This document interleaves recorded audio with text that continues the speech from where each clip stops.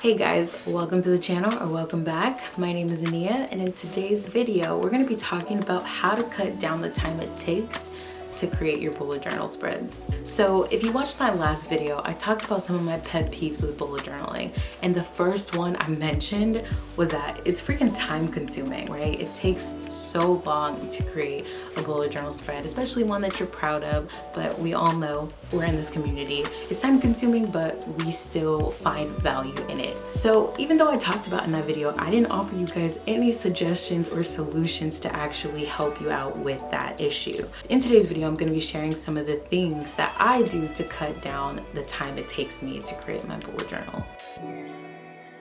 My first cheat is basically just going to be to plan out your spreads beforehand. Now I feel like a lot of people in the community already do this. This isn't like a new thing, but just hold on a second.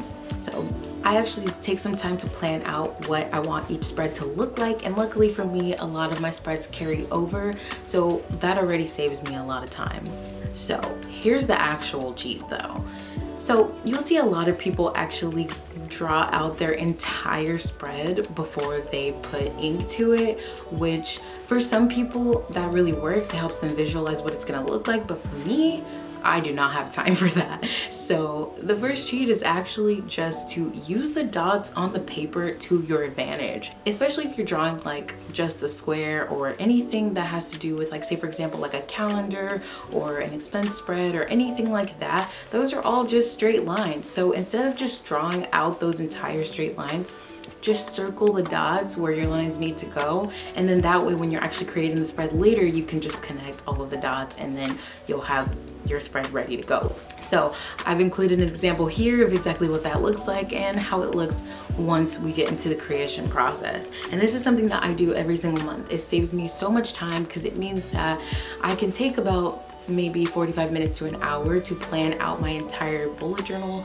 and then I'm ready to go once I start to film it, which obviously creating the actual bullet journal takes way longer because I'm going through adding all the decorations and the little details, but in the planning stage you don't have to do all of that. So that's the first one.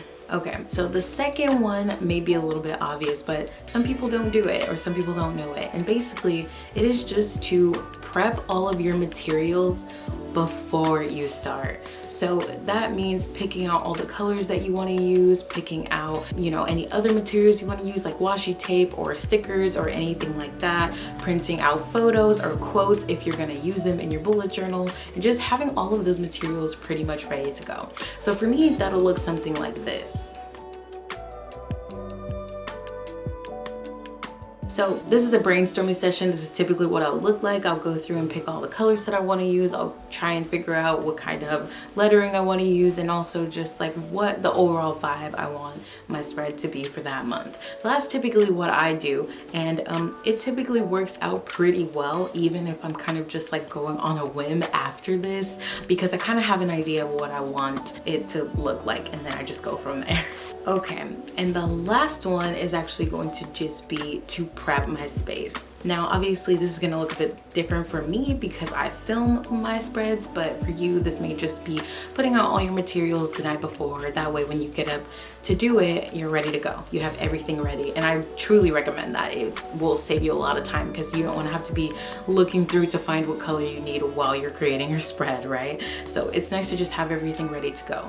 But for me personally, I also go through and prep my desk area. So my desk is typically always pushed up against the wall. That's how I work, that's how I like it. And so what I'll do is I'll actually pull my desk off the wall, and that way I can set up my camera to get that overhead view that I really love, and that overhead view that a lot of people use to film their bullet journal spreads because it's just a lot easier. It looks really good, and it's also out of the way while you're filming. So I will usually set that up. I will also put all my materials or anything printed out, all of my markers, pens, etc., and also my iPad, because typically when I'm filming these videos, I will take my iPad and put it in between my tripod so that I can watch a movie or listen to a podcast or just watch YouTube videos that I enjoy while I'm doing my bullet journal. And that also helps me to just get through it because, obviously it does take a long time.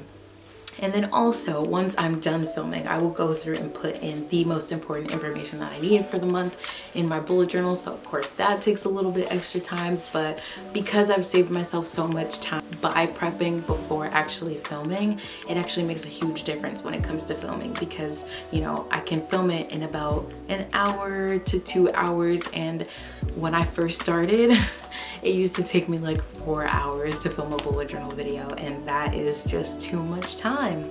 That's too much time.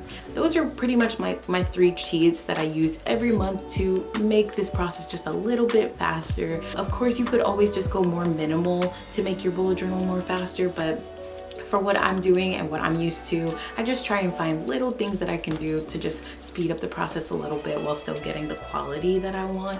And so yeah, but it's all in your process and it's all what you want to do, but I just thought I would just share what I do.